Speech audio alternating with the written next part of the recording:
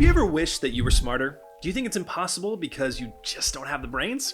Well, I'm here to tell you, you're wrong. And in this video, I'll explain why you're wrong by clarifying what it means to be smart and why it matters. And then I'll give you 4 tips on how to become the most intelligent person in the room.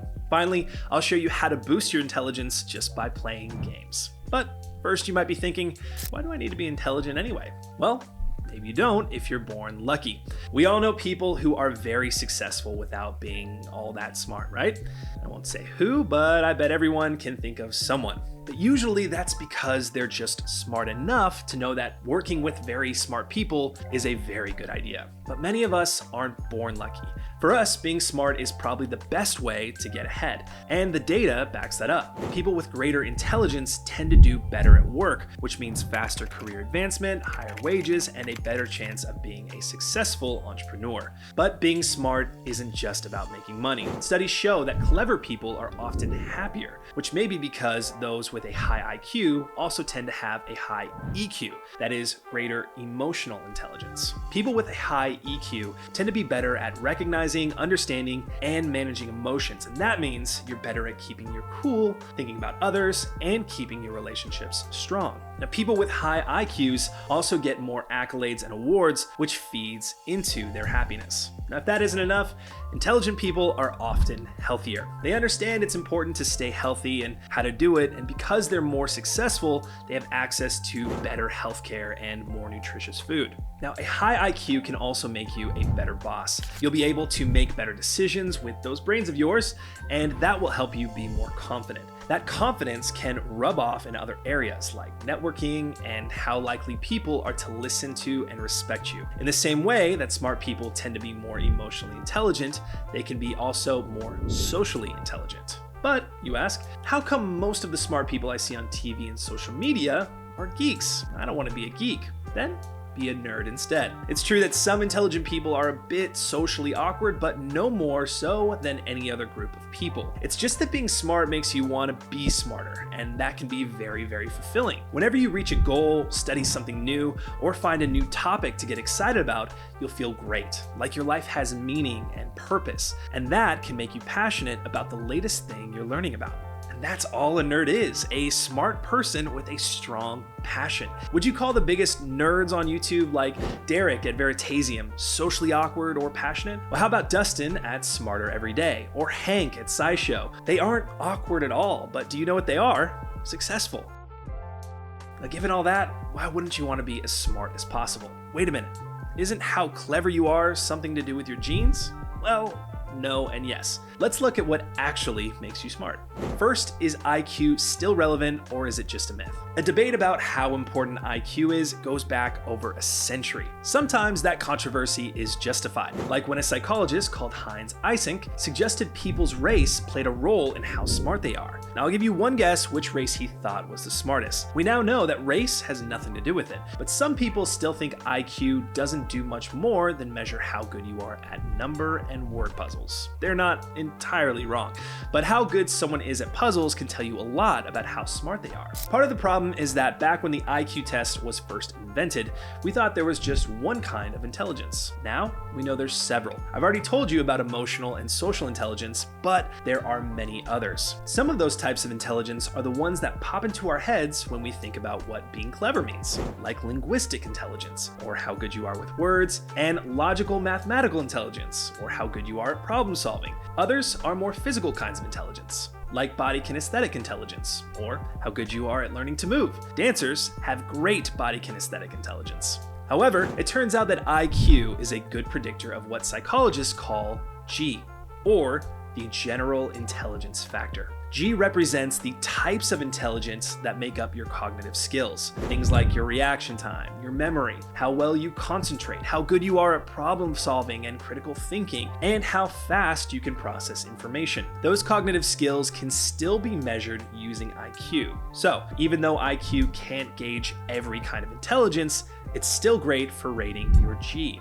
Whether IQ can measure every type of intelligence or not isn't the only controversy. There's still a big argument about where intelligence comes from. It might not have anything to do with your race, but do you get it from your mom and dad? The answer to that is maybe sorta. There have been studies that have taken twins who were separated at birth and checked to see if they have the same IQ. Turns out that if they're identical twins, their IQs are very close, but if not, they aren't. Since then, scientists have found nearly 1,000 genes linked to intelligence. So, you do get it from your mom and dad, right?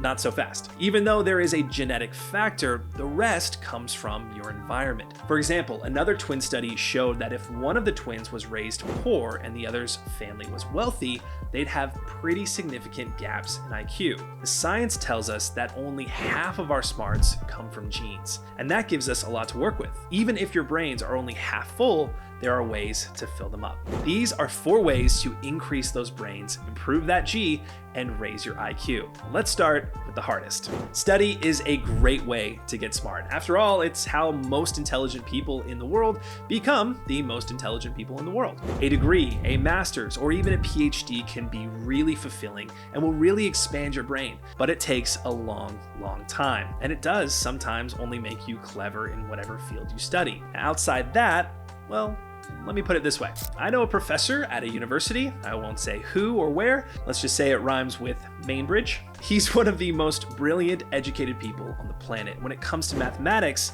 he's as sharp as they come, and his brilliant papers are met with praise and applause. But let me tell you, I wouldn't trust him to tie his own shoelaces if I just tied them for him. Now, if he ever left Mainbridge, I'm not sure he could survive. Studying is good, but only if you have years to spare and don't mind knowing everything about one thing. But if you've got time, there is another, more exciting way to get smart. Learning to play a musical instrument makes you more intelligent, not just in one area, but overall. It's because learning an instrument gets your brain working hard. You learn motor skills that help with spatial intelligence, reaction speed, and coordination, and learning to read music helps speed up processes in your brain. Learning a language does the same, and it also expands the way your brain sees the world because new languages can make you see that world in a new way. That said, learning to play an instrument or a new language takes up a lot of time. And while there are musical geniuses, there are others who are, well,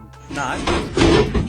If that seems like it will take up too much time, there are things you can do that are much quicker. Books can help you get smarter. They can also improve your vocabulary, make you a better communicator, improve your reasoning, and make you better at problem solving. Nonfiction books also help you to learn things. Almost any nonfiction from ancient Greek philosophy to more recent bestsellers will do. But 4 that I think are great for getting you started are Thinking Fast and Slow, Atomic Habits, Sapiens, and A Human History of Emotion.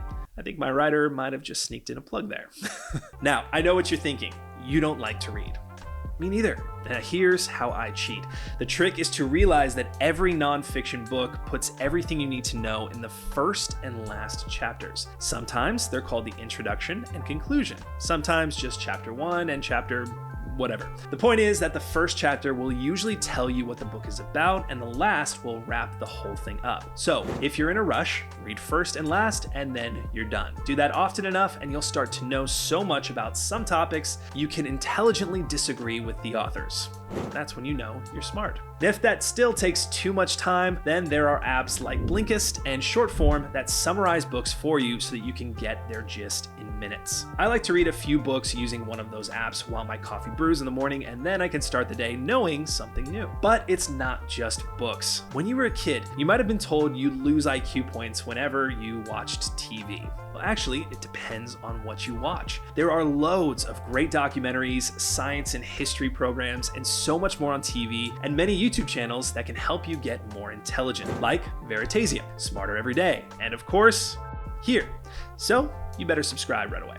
But even they take up time. So what if there was an easy way to become smarter that takes almost no time at all, and all you need to do is play some games? Yes, you can get smarter playing games, and I'll tell you where to sign up in a minute. There's good evidence that games can help improve your cognitive skills. Video games help with reaction times. Some games and puzzles can make you a better problem solver and improve concentration. They can also help improve your memory and how quickly you can think. Games are great if you're busy because you can play a short game anytime. Waiting for a train, standing in line for your lunch, whenever. And they're also a lot of fun. Not that studying, learning a new instrument, or reading isn't fun, but they're a different type of fun. One that's, well, funner.